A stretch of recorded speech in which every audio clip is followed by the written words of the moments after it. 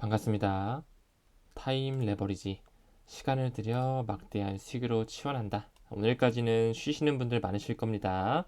한글날 잘 보내시길 바라겠고요. 우리 모두 한글을 사랑합시다. 네, 좀 뜬금없었지만 바로 시작해 보도록 하겠습니다. 방송을 촬영하는 시점으로 아발란체가 갑자기 거래 대금이 조금 많이 나오고 있네요. XRP 현재 역시나 마찬가지로 현저히 조금 지지부진한 흐름 나와주면서 조금씩 리또속을 다시 자아내는 느낌으로 가는지 좀 갸우뚱거리는 그런 시선이 보여지고 있습니다. 그렇지만 우리에게는 미래를 보고 모아가기 좋은 시그널이다라고 긍정으로 바라보셔야 됩니다. 자, 오늘 굉장히 또 좋은 하나의 인사이트를 가져왔어요.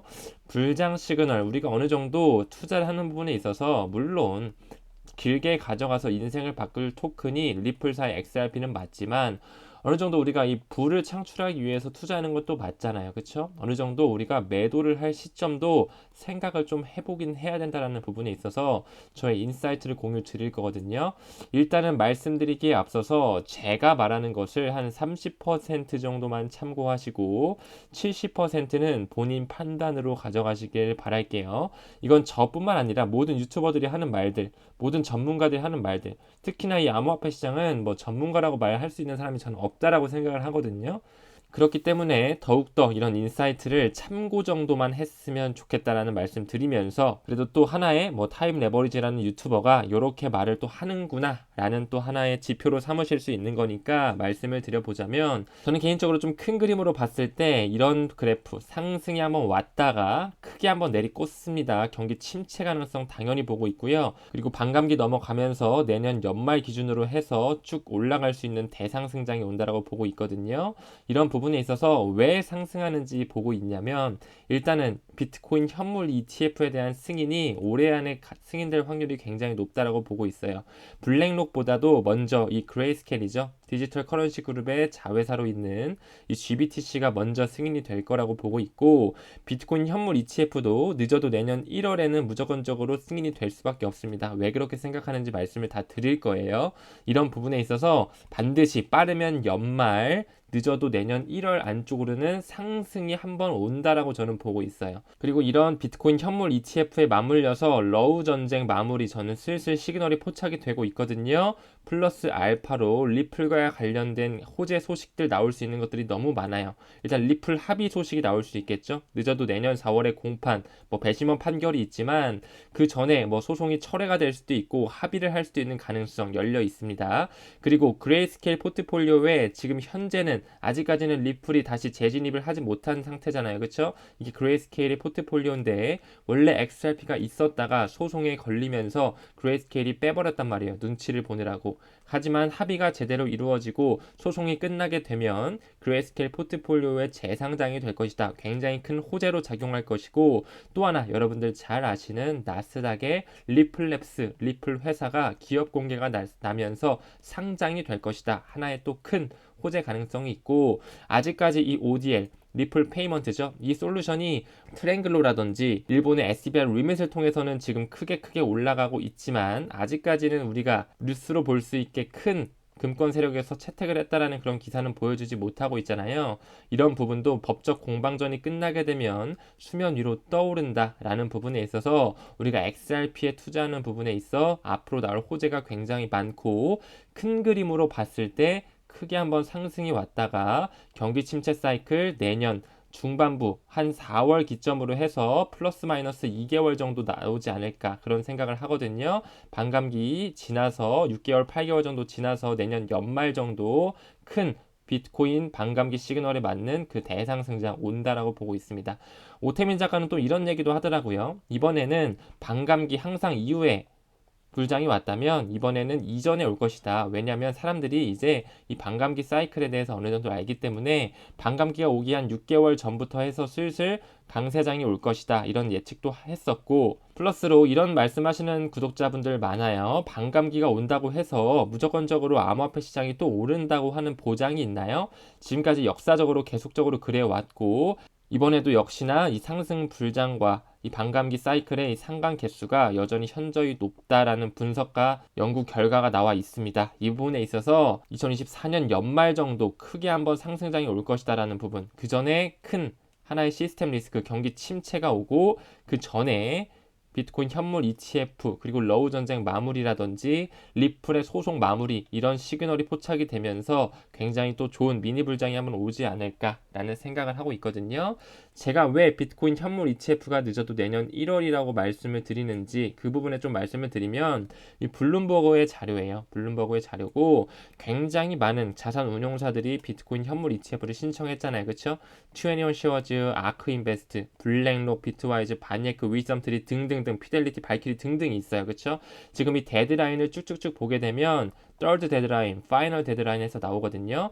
지금 10월 16일, 17일 기점으로 한 번 정도의 더 승인을 날 것이냐, 승인 연기할 것이냐가 있는데 저는 개인적으로 10월 중순에는 한 번 더 승인 연기할 수 있는 가능성이 열려 있다고 보고 있고 그러면 그 다음이 바로 1월 15일이에요. 그렇죠? 1월 15일인데 여기 보면 이 아크 인베스트를 보게 되면 아크 인베스트와 이 21 쉐어즈의 파이널 데드라인을 보게 되면 1월 10일 내년 1월 10일에는 얘네가 무조건적으로 승인이 나든지 거절이 나든지 결론이 나와야 돼요. 근데 무조건적으로 이제 파이널 데드라인 240일 내에는 결론을 내줘야 되기 때문에 무조건 저는 1월 10일 안에는 비트코인 현물 ETF가 승인될 수밖에 없다. 라고 보는 거거든요. 그 전에 제가 방금 언급드렸던 아크인베스트 1월 10일이었잖아요. 그쵸? 그 위에 있는 이 암호화폐 최고 신탁사죠. 그레이스케일을 보게 되면 지금 뭐 아직까지 확실하게 된 건 아니지만 10월 말 정도의 이런 기점으로 해서 파이널 데드라인이 어느 정도 잡혀 있거든요. 이 부분에 있어서 GBTC가 먼저 승인이 되고 그 다음에 시간차를 두고서 블랙록이라든지 이런 많은 자산운용사 한 번에 승인이 될 확률이 높습니다. 전 블랙록 임원도 이야기를 하네요. 아크인베스트만 먼저 해주는 게 아니라 동시에 위즈덤트리, 발키리, 21 쉐어즈, 아크인베스트 전체 한 번에 해주겠죠. 그런 부분을 미루어 보았을 때 이 아크인베스트가 1월 10일이 파이널이잖아요. 그렇죠? 그럼 그 전에 얘네 한 번에 승인을 해줄 것이다 라고 하기 때문에 저는 개인적으로 올해 안에 높은 확률로 승인이 되지 않을까. 비트코인 현물 ETF 블룸버그 전문가들 이야기한 겁니다. 연내 승인 확률 올해 안에 2023년 안에 어느 정도의 제도권 수용을 할 수 있는 그 실마리가 풀릴 것이다. 약 75%의 확률로 전문가들이 보고 있다라는 부분에 있어서 우리가 큰 그림으로 봤을 때 올해 연말까지는 이런 상승장이 한번 나올 수도 있겠구나라는 부분. 러우 전쟁 이따 제가 한번 다시 언급드릴 거거든요. 우리가 투자하는 부분에 있어서 반드시 이렇게 좀 큰 그림으로 볼 필요도 있기 때문에 제가 용기 내서 말씀을 드리는 거고 반드시 본인이 공부하셔서 판단을 하셔라라는 말씀 드리고 넘어가겠습니다. 자, 그럼 지금부터 기사 보게 되면 또 한 번 우리 대중들을 농락하는 기사가 나오고 있다.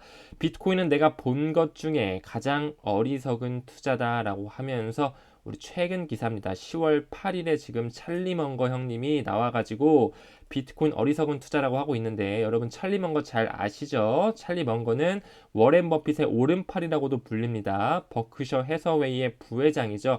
버크셔 해서웨이 잘 아시다시피 워렌 버핏이 이끌고 있는 투자를 하기 위한 회사예요. 굉장히 많은 자본금을 가지고 있고 종업원 수 한번 보세요. 36만 명이나 가지고 있어요. 보면은 회장이 워렌 버핏이면 그의 오른팔 찰리 먼거가 부회장이다. 즉 다시 말해 버크셔 해서웨이는 찰리 먼거와 워렌 버핏이 끌고 있는 하나의 회사라고 말씀을 드릴 수 있겠죠. 이 부분에 있어서 뱅크 오브 아메리카를 보게 되면 대주주로서 누가 있는지 한번 보겠습니다. 버크셔 해서웨이가 약 13%의 비중을 가지고 대주주로서 뱅크 오브 아메리카를 이끌고 있다라고 해도 과언이 아닙니다. 버크셔 해서웨이가 들어가 있고 그 밑에는 우리가 잘 알고 있는 뱅가드, 블랙록, 스테이트 스트리트, 뱅가드 그대로 역시나 기득권 세력들 다 들어가 있다. 즉 다시 말해 버크셔 해서웨이 역시 뱅크 오브 아메리카 역시 기득권 세력들 것이다라는 부분을 말씀드릴 수 있습니다. 그렇기 때문에 결론 짓자면 뱅크 오브 아메리카 이꼬르 워렌 버핏, 찰리 먼거 이꼬르 버크셔 해서웨이 여기까지 정리가 되셨죠. 그 부분에 있어서 우리가 잘 알고 있는 세계적인 BI 회사죠. 마이크로 스트래티지 비트코인 라이트닝 기업 솔루션을 제공하면서 굉장히 많은 투자자들을 이끌었습니다. 우리 여기서 라이트닝 기업 솔루션이 뭔지 모르시는 분들이 있어요. 그렇죠? 비트코인 라이트닝 서비스 서비스가 뭐냐면 비트코인이 항상 속도가 느린 게 문제였잖아요. 그쵸?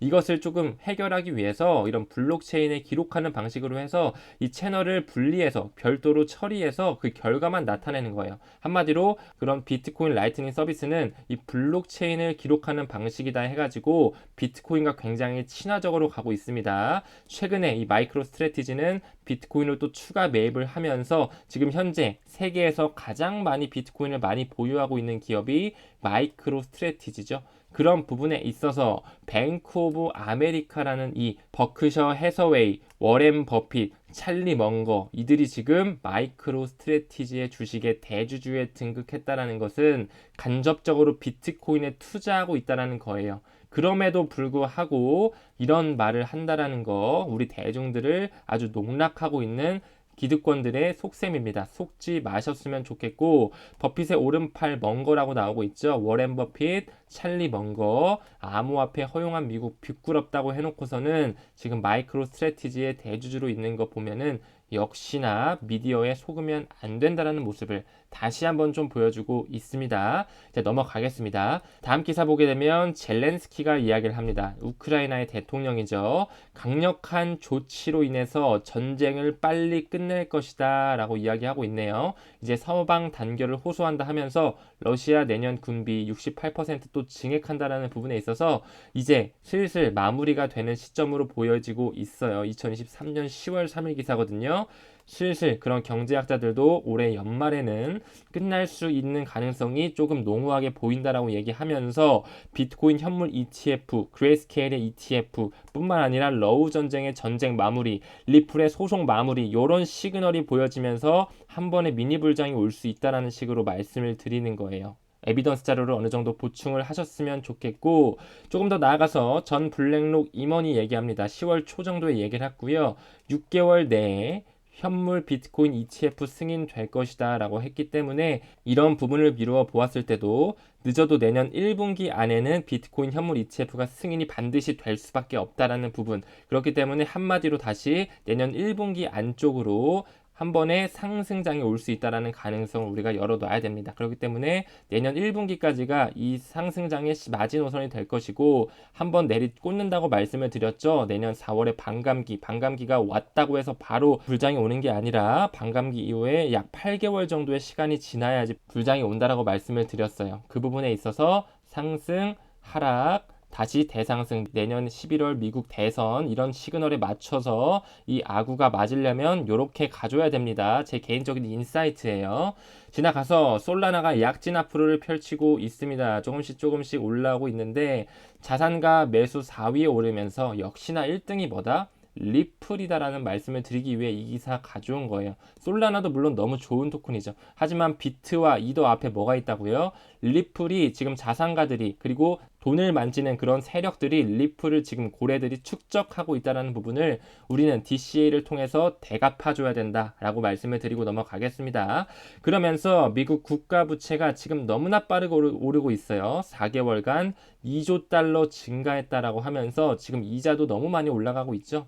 이런 부분에 있어서 도대체 무슨 생각으로 미국과 특히 일본 같은 경우 이렇게 GDP에 비해서 부채가 너무 높잖아요. 지금 33조 달러, GDP가 27조 달러인데 부채가 33조 달러예요. 너무 빠르게 오르고 있기 때문에 우리가 이런 부분, 이 친구들이 어떻게 부채를 갚을까에 대해서도 한번 잘 생각을 해볼 필요가 있습니다. 우리가 투자하고 있는 XRP로 갚을 수 있는 확률, 저는 완전히 배제하지 않고 있다는 부분, 미친놈이라고 보일 수 있겠지만 어느 정도 가능성을 열어둘 필요가 있다라고 말씀을 드리고 싶어요. 이자율이 계속적으로 올라가고 있잖아요. 그러면서 원래는 암호화폐라든지 주식 같은 자산시장에 부정적인 영향을 미쳤었어요. 그렇죠? 그러나 이 분석가 파렐은 비트코인이 이제 높은 이자율로 반사이익을 얻을 것으로 전망했다라고 하면서 그는 지난 3월에 은행 위기가 있었잖아요. SVB의 파산이 있었어요. 그렇죠? 굉장히 크게 이슈화가 됐었는데 이런 부분에 있어서 은행 위기 때 비트코인이 상승한 사실을 예로 들면서 최근 몇 주간 일부 투자자들이 금리 상승에 따른 은행 위기의 염두에서 비트코인을 지금 해지 수단으로 사용하고 있습니다. 왜 그러냐면 이 금리 상승을 통해서 돈이 돌지 않기 때문에 이런 채권 손실로 이어지고요. 그런 부분에 이제 은행의 리스크로 오는 거죠. 그 대안으로 투자자들은 비트코인을 가치 저장 수단으로 사용하면서 점점 이 돈을 해지 수단으로 쓰고 있다. 여기 돈 많이 있네요. 비트코인으로 들어오고 있다라고 말씀드릴 수 있습니다. 그런 부분에 금리 인하적인 측면에서 당연히 위험 자산에 긍정적이다라는 부분이지만 내년에 이제 다시 금리를 인하하게 되면 그때 시그널에 맞춰서 경기 침체가 온다라고 보고 있습니다. 그렇기 때문에 일단은 올해 연말까지는 계속 금리를 동결하는 스탠스로 가다가 이제 어느 정도 잡혔다 싶어서 금리를 내렸는데도 불구하고 물가는 계속 올라가는, 이제 전통금융이 맞아떨어지지가 않아요. 새로운 화폐 개혁이 필요합니다. 그게 바로 암호화폐 시장이라고 말씀을 드렸습니다. 그런 부분에 플러스 알파로 각 나라들이 세수 창출을 하기 위해 유동성을 암호화폐 시장으로 불러일으킬 수밖에 없다라는 부분에 있어서 우리는 길게 반드시 가져가셔야 된다 라는 말씀 드리면서 넘어갈게요. 비트코인 연준의 긴축이 극복하면 비트코인 시대가 열린다. 시간이 지나면 지날수록 비트코인 시대가 아니라 CBDC의 시대가 열리면서 리플, XRP의 시대가 열린다라고 저는 말씀을 감히 드려보고 싶습니다. 월가의 전설이죠. 피터 린치도 이야기를 합니다. 아, 내가 진짜 과거부터 애플이라든지 엔비디아 진작 매수했어야 되는데, 그쵸? 이제 그 애플이라든지 엔비디아가 뭐다? 우리가 투자하고 있는 리플랩스의 XRP다라는 부분 저는 확신을 하고 있거든요. 넥스트 W가 바로 이 가치의 이동, XRP다라는 부분 우리는 흔들릴 필요가 없습니다. 피터 린치도 내년에 2008년의 금융위기보다 더 큰 경기 침체가 올 것이라고 예언을 했었고요. 그뿐만 아니라 이 로젠버그라는 한 명의 경제학자가 미국 증시 내년 초 정도에 25% 이상 하락할 수 있는 그런 피할 수 없는 경기 침체 우려가 있다라는 부분에 있어서 제가 말씀을 드렸어요. 한번 올라가지만 그 이후에는 시스템 리스크가 크게 올 수가 있다라는 부분 전문가들이 굉장히 많은 예언을 하고 있고, 지금 현재 금리가 계속적으로 오르고 부채가 높고 물가가 안 잡히는 부분에 있어서 한번 붕괴가 올 수밖에 없다라고 저 또한 보고 있습니다. 또한 오늘의 뜨거운 감자였죠. 뱅크 오브 아메리카가 또 이런 얘기를 하네요. 경기 침체 반드시 2024년에 올 수 있다라고 얘기하면서 비트코인을 또 피처링을 하고 있다라는 부분. 역시나 뱅크 오브 아메리카, 그 뒤에는 버크셔 해서웨이, 그 뒤에는 찰리 먼거와 워렌 버핏이 배후에서 투자를 이어나가고 있다라는 부분 우리는 포착을 잘 했습니다. 일론 머스크도 얘기를 했었어요. 올해 5월에 향후 12개월간, 향후 1년간의 경기 침체가 올 수 있다라는 부분에 내년 4월 반감기 시그널이 있을 때쯤엔 이미 경기 침체로서 붕괴가 돼 있을 확률이 저는 무척 높다라고 보고 있거든요. 그렇기 때문에 내년 1분기까지 어느 정도의 큰 한 번의 상승장이 올 수 있다. 그 다음에 내리꽂는다. 시간이 지나면서 대선 시그널에 맞춰서 내년 11월, 내년 연말에 맞춰서 크게 대상승장 역사는 반복되는 것처럼 오른다. 큰 그림으로 봐주셔야 됩니다. 왔다리 갔다리 하는 거 잘 아시겠죠? 참고만 하셔라. 그러면서 리플은 최근에 싱가포르 통화청 마스로부터 주요 기관 라이선스, 완전히 운영할 수 있는 라이선스를 취득을 했죠.